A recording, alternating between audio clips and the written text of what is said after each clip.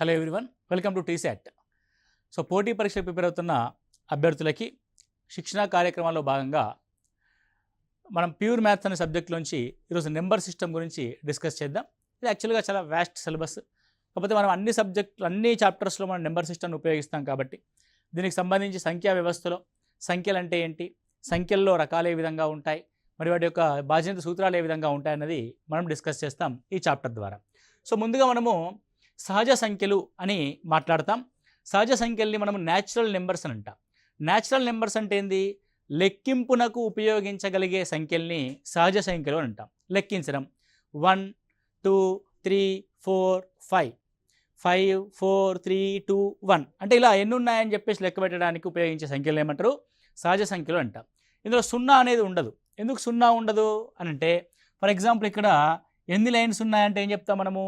2 lines ఉన్నాయంటాం. ఇప్పుడు ఎన్ని lines ఉన్నాయంటే ఏం చెప్తాము?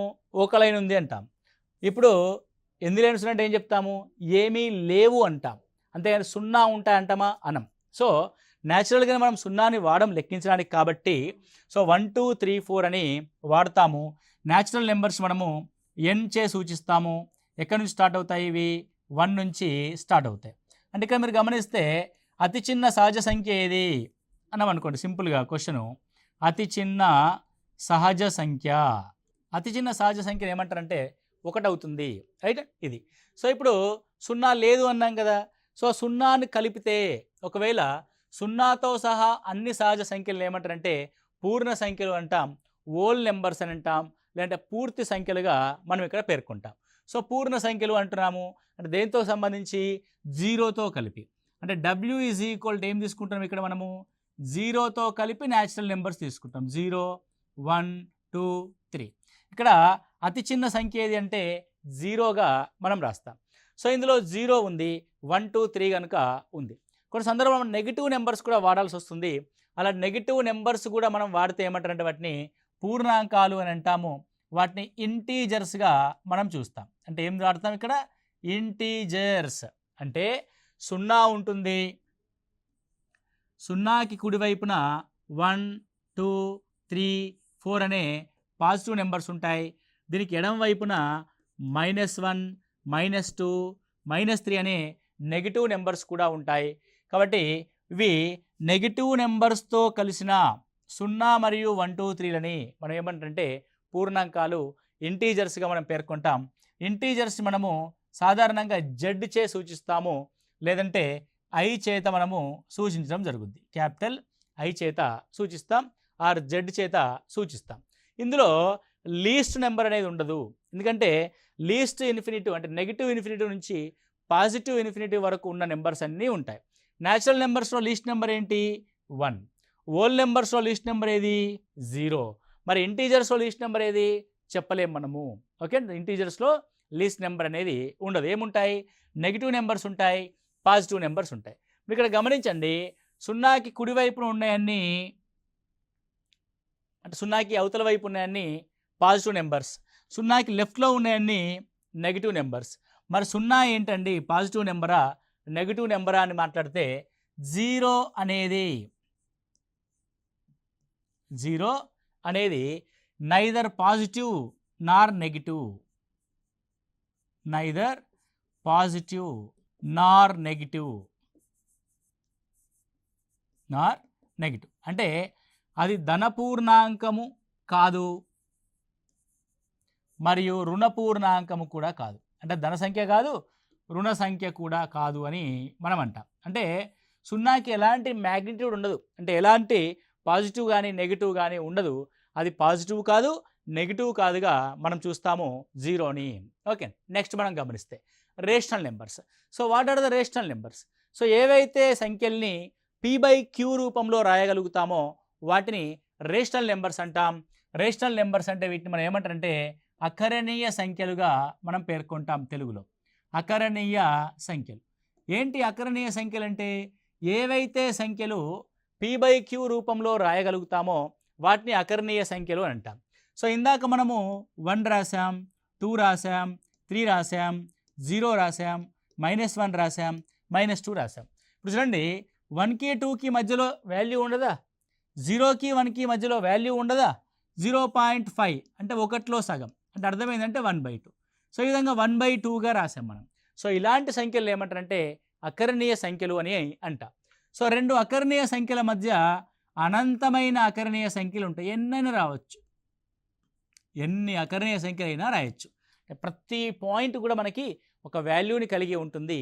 ఇలాంటి వాటిని ఏమంటారంటే అకరణీయ సంఖ్యలుగా పేర్కొంటాం. నెగిటివ్ ఉంటాయి, పాజిటివ్ కూడా ఉంటాయి. సరే, మరి 3 అన్నది p/q రూపంలో లేదు కదండి. మరి 3 అనేది రేషనల్ నెంబర్ అవుతుంది, అకరణీయ సంఖ్య అవుతుందనంటే 3 ఈజ్ నథింగ్ బట్ 3/1 అని అర్థం. So p value 3, q value 1. So p/q రూపంలో ఉండాలి. The condition q is not equal to 0 but q is equal to 1 అవ్వచ్చు. So q is not equal to 0 అయితే దాన్ని ఏమంటారంటే 3/1 ఉంది. ఇప్పుడు q is not equal to 0. అలాంటి వాటిని అకరణీయ సంఖ్యలు అంటాం. 3 అయినా అకరణీయ సంఖ్యనే, 4 అయినా కూడా అకరణీయ సంఖ్యనే, 5 అయినా కూడా అకరణీయ సంఖ్యనే, 5/2 అయినా అకరణీయ సంఖ్యనే, 5/3 అయినా అకరణీయ సంఖ్యనే. సో ఇలా ఏదైనా సరే వాటిని p/q రూపంలో రాయగలిగితే వాటిని అకరణీయ సంఖ్యలుగా మనం రాస్తాం. వీటిని q చేత సూచిస్తాం. ఎలా సూచిస్తామండి? q చేత సూచిస్తాం. అదేవిధంగా అకరణీయ సంఖ్యలుగా రాశామండి, p/q రూపంలో రాశాం. మరి p/q రూపంలో రాయలేకపోతే, సో ఏదైనా ఒక సంఖ్యని p/q రూపంలో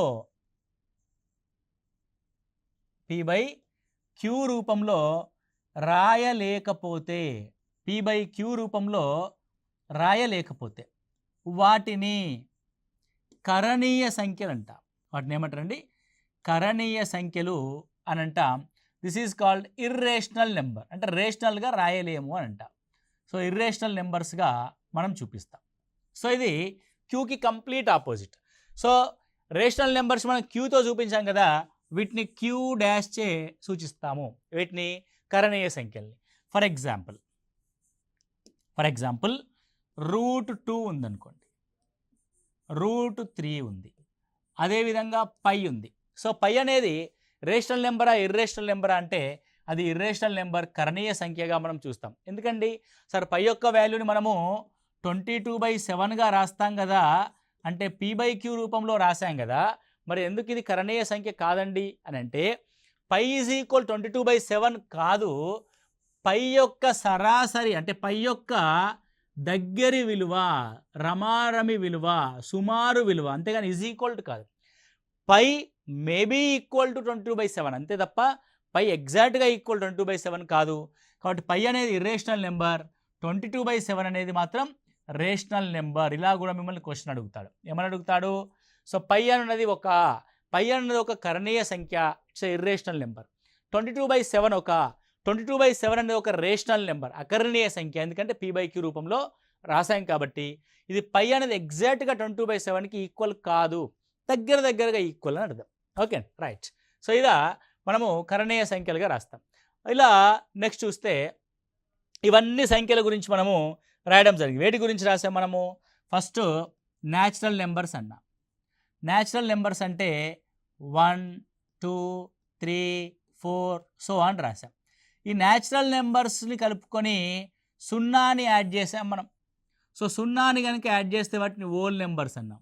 0, 1, 2, 3 సో ఆన్. సో వీటిని కలుపుకొని మనము నెగిటివ్ నెంబర్స్ కూడా తీసుకున్నాం. నెగిటివ్ నెంబర్స్ కూడా తీసుకునే వాటిని ఇంటీజర్స్ అన్నాం. సో -3, -2, -1, 0, 1, 2, 3. సో వీటికి కలుపుకొని మనం మళ్ళీ p/q ఫామ్లో మనం రాసాం. సో p/q ఫామ్లో రాసిన వాటిని ఏమన్నాం? q is equal to p/q such that p, q belongs to z. p, q belongs to z. వీటిని అకరణీయ సంఖ్యలు అన్నాం. సో ఇవేవి కాకుండా పక్కన ఒకది p/q రూపంలో రాయలేని వాటిని q డాష్ అన్నాం. Okay, right. సో ఇవన్నీ కూడా రియల్ వాల్యూస్. సో ఇలా ఏర్పడ్డ ఈ అన్ని రకాల సంఖ్యల్ని ఏమంటారు అని అంటే వాస్తవ సంఖ్యలు అని అంటాం. వీటన్నిటిని ఏమంటాం అండి? వాస్తవ సంఖ్యలు అని అంటాం. వాస్తవ సంఖ్యలు రియల్ నెంబర్స్గా మనం చూస్తాము. Okay, first thing real numbers first 2 రకాలు. ఒకటి కరణీయ సంఖ్యలు, రెండవది అకరణీయ సంఖ్యలు. సో అకరణీయ సంఖ్యల్లో మళ్ళీ డివిజన్స్ ఉంటాయి. అకరణీయ సంఖ్యల్లో మనకి ఏముంటాయి? మళ్ళీ ఇంటీజర్స్ ఉంటాయి, హోల్ నెంబర్స్ ఉంటాయి, న్యాచురల్ నెంబర్స్ ఉంటాయి. ఇలా ఆ డివిజన్ అనేది మీరు జాగ్రత్తగా గుర్తుపెట్టుకోవాలి. నీకు ఏ విధంగా అడుగుతాడు క్వశ్చను అని అంటే R is equal to Q union Q dash S. Q అంటే అకరణీయ సంఖ్యలు, క్యూ డాష్ అంటే కరణీయ సంఖ్యలు. ఆ రెండింటి యొక్క సమ్మేళనే మనకి వాస్తవ సంఖ్యా సమితి అవుతుంది. Okay, so are right. First thing ఏంటంటే న్యాచురల్ నెంబర్ ఎన్. ఎన్ అనేది హోల్ నెంబర్స్లో ఉపసమితి. N subset whole numbers. Whole numbers అనేది ఇంటీజర్స్లో ఉపసమితి. ఇంటీజర్స్ తర్వాత మనకి ఏమొచ్చినాయి? క్యూలో ఉపసమితి అంటే రేషనల్ నెంబర్స్లో ఉపసమితి. రేషనల్ నెంబర్స్ రియల్ నెంబర్స్లో ఉపసమితి. రైట్. సో ఈ విధంగా మనకి సంఖ్యా వ్యవస్థలో వివిధ రకాల సంఖ్యల గురించి మనం ఇక్కడ నేర్చుకున్నాం.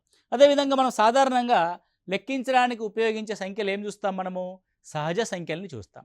సహజ సంఖ్యలో కూడా డివిజన్ ఉంటుంది. ఓకే, సో ఎలాంటి డివిజన్ ఉంటుంది సహజ సంఖ్యల్లో అని మనం గమనిస్తే మీకు అందరికీ తెలుసు అది. సో సాధారణంగా న్యాచురల్ నెంబర్స్ని మనము ఎన్ చే సూచిస్తాం. ఎన్. సో ఇందులో రెండు రకాల సంఖ్యలు ఉంటాయి. ఒకటి సరి సంఖ్యలు, రెండవది బేసి సంఖ్యలు. సరి సంఖ్యలు, బేస్ సంఖ్యలు. సో సరి సంఖ్యలు కనుక గమనిస్తే సరి సంఖ్యలు అనగా అర్థమైందంటే రెండు యొక్క గుణిజాల్ని సరి సంఖ్యలు అంట. 2n అంటే 2, 4, 6, 8, 10, 12. సో బేసి సంఖ్యలు ఆడ్ నెంబర్స్ అంటే రెండు యొక్క గుణిజాలు కానివి, అంటే రెండు చేత గుణించకుండా శేషాల్ని ఇచ్చేవి 2n-1 రూపంలో ఉంటుంది. 2n+1 కాదు. చాలామంది పొరపాటుగా 2n+1 రాస్తారు. బేస్ సంఖ్యల యొక్క రూపము. బేస్ సంఖ్యల యొక్క రూపం 2n-1 అంటే 1, 3, 5, 7 సో ఆన్. సో ఇవి 2, 4, 6, 8, 10 సో ఆన్. సో ఇవి సరి సంఖ్యలు మరియు బేస్ సంఖ్యలుగా మనం రాస్తాం.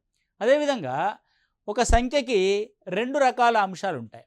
ఒక సంఖ్యని మరొక సంఖ్యతో గుణిస్తే ఏర్పడే వాటిని గుణిజాలు అంటాము.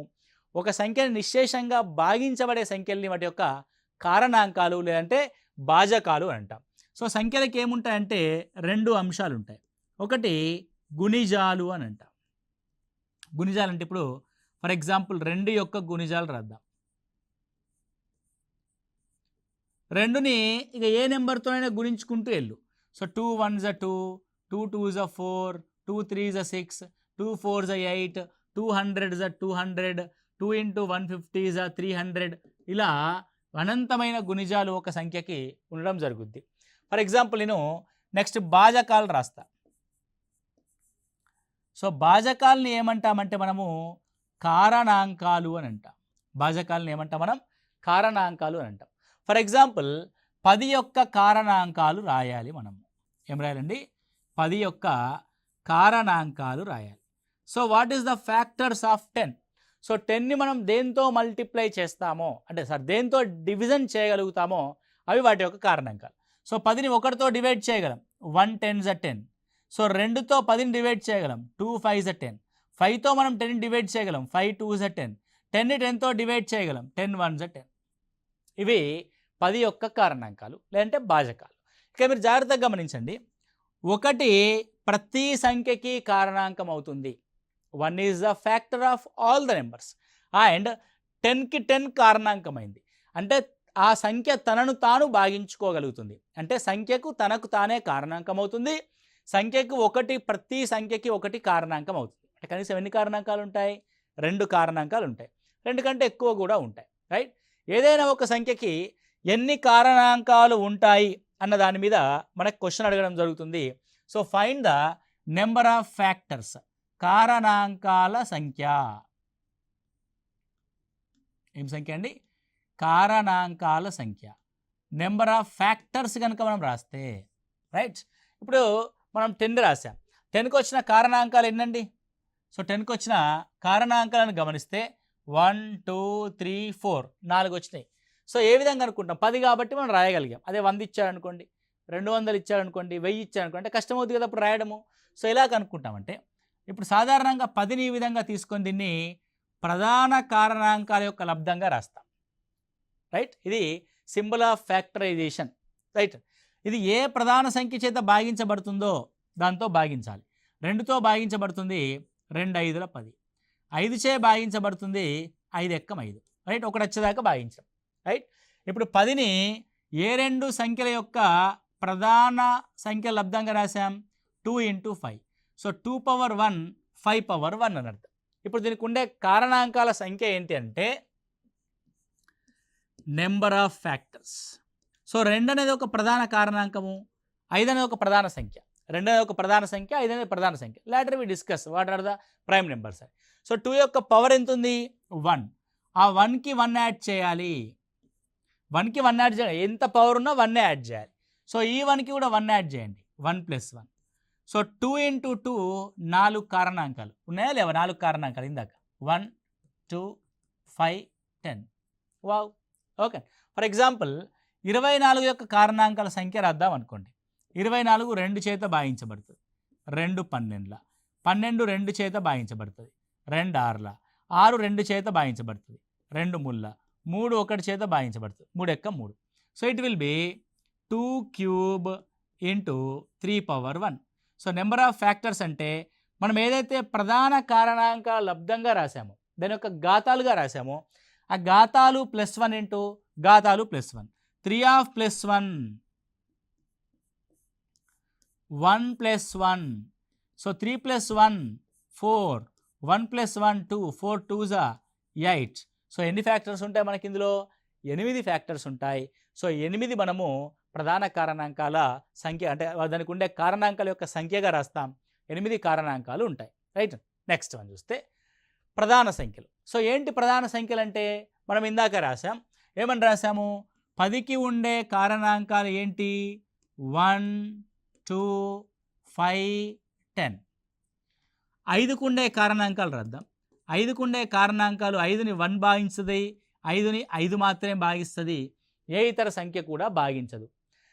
ఏ సంఖ్యనైతే 1 మరియు తనకు తాను మాత్రమే భాగించబడుతుందో, లేదంటే ఏ సంఖ్యకైతే 1 మరియు తనకు తాను మాత్రమే కారణాంకంగా ఉంటుందో, 1 మరియు తనకు తాను మాత్రమే కారణాంకంగా ఉంటుంది. అంటే దీన్ని ఎవడు విభజించలేడు. 10ని 2 విభజిస్తుంది, 10ని 5 విభజిస్తుంది, 12ని 3 విభజిస్తుంది, 12ని 4 విభజిస్తుంది. రైట్. అంటే ఇలా వేరే ఏ ఇతర సంఖ్యల చేత భాగించబడకపోతే, 1 మరియు తనకు తాను తప్ప వేరే ఏ ఇతర సంఖ్యల చేత భాగించబడకపోతే అలాంటి సంఖ్యల్ని ప్రధాన సంఖ్యలు అని అంటాము. సో ఇప్పుడు 5 అనేది ఒక ప్రధాన సంఖ్య. 5 అనేది ఏంటండి? ప్రధాన సంఖ్య. రైట్. నెక్స్ట్ ఇప్పుడు మరి ప్రధాన సంఖ్య కారణాంకాలు ఉండవా అని అంటే ఉంటాయి. ఏమున్నాయి? ప్రధాన సంఖ్య కారణాంకాలు 1 and 5 2 ఉన్నాయి.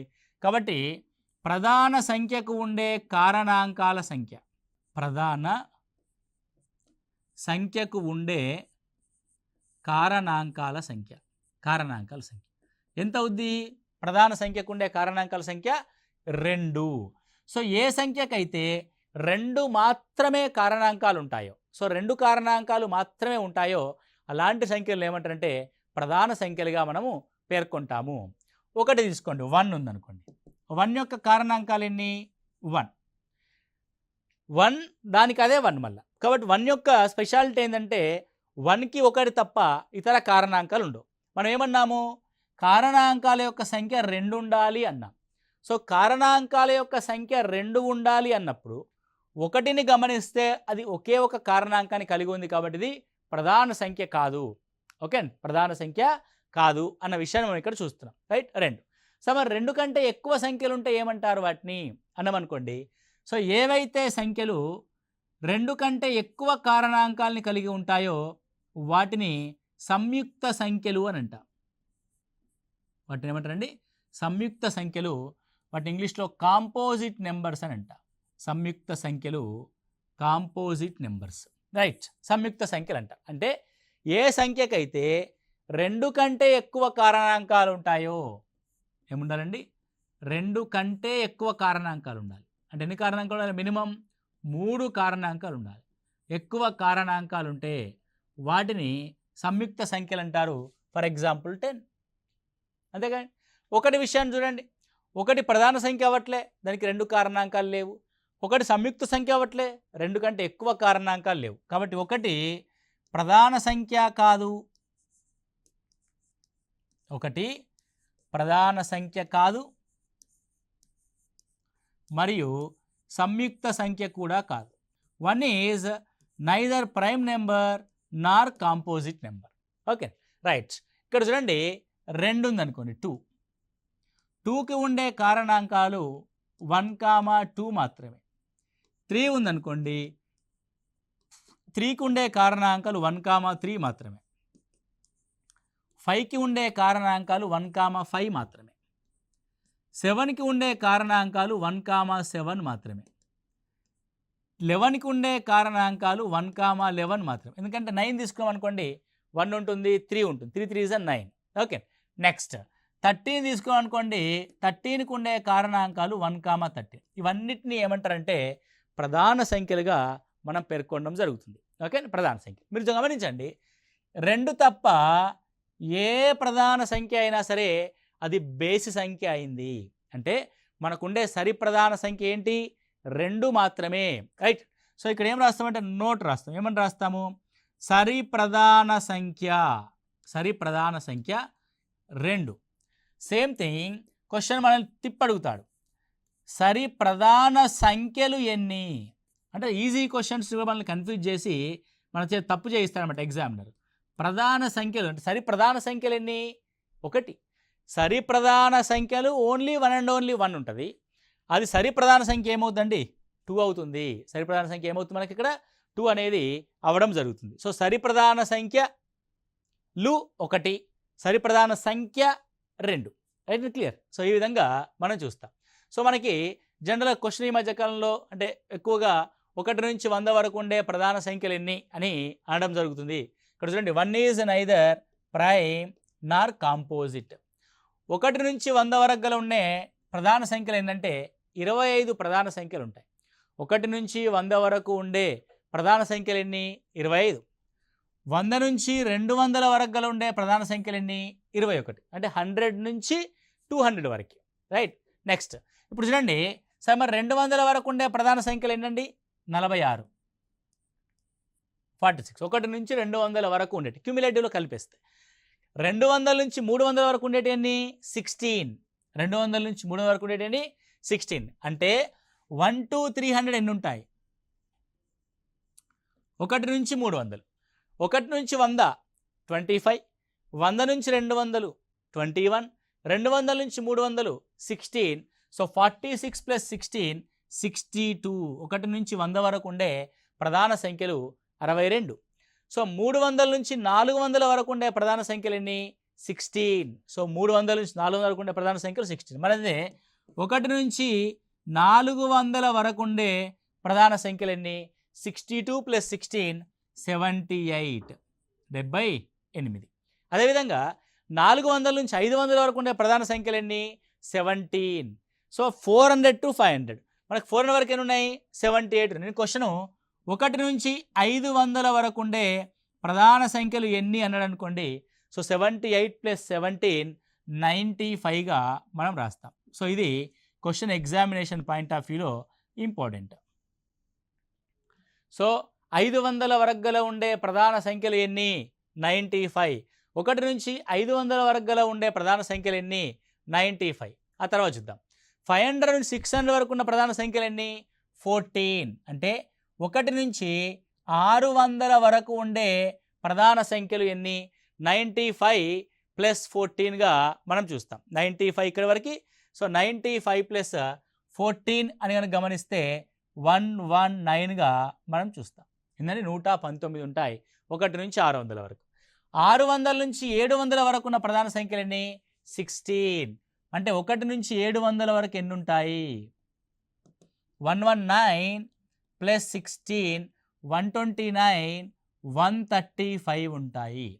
సో 700 నుంచి 800 వరకు 14 ప్రైమ్ నెంబర్స్ ఉంటే 1 to 800 ఎన్ని ప్రైమ్ నెంబర్స్ ఉంటాయి, 1 to 800 49 4 1 149 ప్రైమ్ నెంబర్స్ ఉంటాయి. అండ్ హియర్ 15 ప్రైమ్ నెంబర్స్ ఎన్ని ఉంటాయంటే 1 to 900 వరకు గమనిస్తే. సో 800 to 900 వరకు 15 ప్రైమ్ నెంబర్స్ ఉంటాయి. అంటే 1 నుంచి 9 వరకు ఏం చేయాలి? 149కి 15ని యాడ్ చేయాలి. 9 + 5 14, సో 16, 164 ఉంటాయి.